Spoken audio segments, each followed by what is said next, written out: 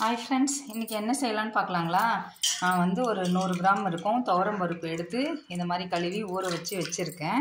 இது வந்து நம்ம என்ன செய்ய போகிறோன்னா, ஒரு தக்காளி கடையல் தான். நான் பருப்பு போட்டு ஒரு தக்காளி கடையல். இது வந்து அடுப்பில் வச்சுருங்க. நான் வந்து குக்கரில் வைக்கல, அப்படியே தான் செய்ய போகிறேன். ஒரு 6 தக்காளி கிட்ட எடுத்திருக்கேன். ஒரு 10-12 பச்சை மிளகா, ஒரு கைப்பிடி சின்ன வெங்காயம், ஒரு 10-20 சின்ன சின்ன பூண்டு. இது எல்லாமே இதில் போட்டு நம்ம வேக வைக்க போகிறோம். இது எல்லாமே இதில் போட்டுட்டு நல்லா வந்து வெந்து வரணும். நமக்கு இது கடைஞ்சி சூப்பராக இருக்கும் ஃப்ரெண்ட்ஸ். ட்ரை பண்ணி பாருங்கள், செம்ம டேஸ்ட்டாக இருக்கும். சாதத்துக்கு தான் நான் செய்கிறேன். இது கூட வந்து கொஞ்சமாக மஞ்சத்தூள் போட்டு இது நல்லா நம்ம வேக வச்சிடலாம். இது நல்லா வேகட்டும். குக்கரில் கூட நீங்கள் வைக்கிறதா இருந்தால் ஒரு விசில். எனக்கு குக்கரில் வச்சா அவ்வளோவா நல்லா இருக்காதுன்னா நான் வந்து இது மாதிரி வைக்கிறேன். இது வந்து நமக்கு நல்லா வெந்து வரட்டும். ஃபஸ்ட்டு இது எல்லாத்தையும் இப்படி கிளறி வச்சுருங்க, நல்லா வேகட்டும்.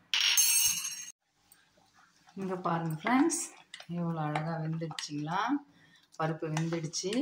இப்போ வந்து இத்தினோண்டு புளி, நிறைய வேண்டாம், இத்தினோண்டு புளி இவ்வளோ தான் போட்டு இதையும் நல்லா கொஞ்சம் அப்படியே வேக வச்சுடுங்க. இது எடுத்துகிட்டு அப்படியே பிளெண்டரோ இல்லை வந்து நம்ம மத்து வச்சோ கடைஞ்சிட்டு அப்படியே தாளிக்கிறது தான். மறுபடியும் நம்ம அடுப்பில் வைக்க தேவையில்ல. இந்த புளி கொஞ்சம் நமக்கு ஊறி வரட்டும், இதில் ஊறி நமக்கு வேகட்டும். இதை எல்லாரையும் பருப்பு வெந்துடுச்சு தெரியுதுங்களா? சூப்பராக இருக்கும் ஃப்ரெண்ட்ஸ். இதில் இப்போ அப்படியே கடைஞ்சிட்டு நம்ம தாளிச்சிட்டு சுட சுட சாதம் வச்சு சாப்பிட்டோன்னா அவ்வளோ டேஸ்ட்டாக இருக்கும். கண்டிப்பாக இது நம்ம வேகட்டும், கடையலாம். பாருங்கள், புளி போட்டு நமக்கு நல்லா வெந்து வந்துடுச்சு. அவ்வளோதான், நம்ம இறக்கி இப்போ கடைஞ்சிடலாம். நான் வந்து பிளெண்டர் வச்சு தான் பண்ண போகிறேன். இங்கே பாருங்கள், இதுக்கு ஏற்ற உப்பு போட்டுக்கலாம். உப்பு போட்டு இதை அப்படியே கடைஞ்சிட்டு அதுக்கப்புறம் அப்படியே தாளிக்கலாம் நம்ம.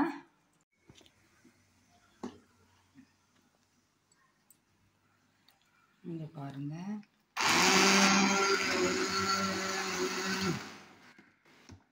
கடைஞ்சியாச்சு.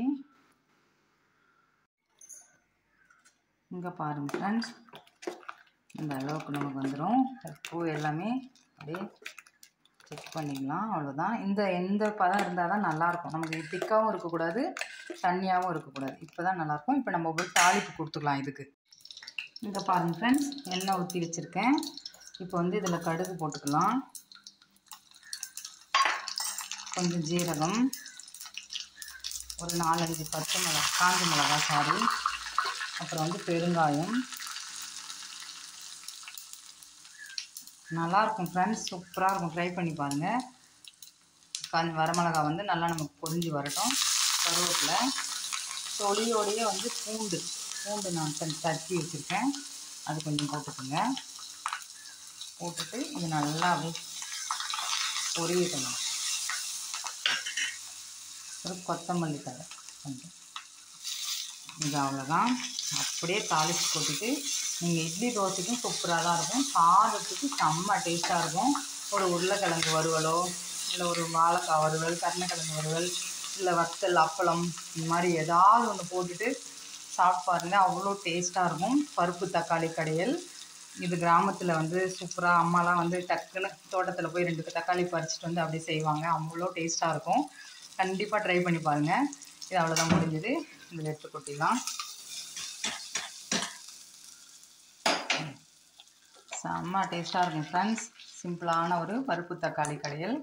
ட்ரை பண்ணி பாருங்கள். எப்படி வந்ததுன்னு சொல்லுங்கள். லைக் பண்ணுங்கள், ஷேர் பண்ணுங்கள், சப்ஸ்கிரைப் பண்ணுங்கள். நெக்ஸ்ட் வீடியோவில் பார்க்கலாம். Bye friends.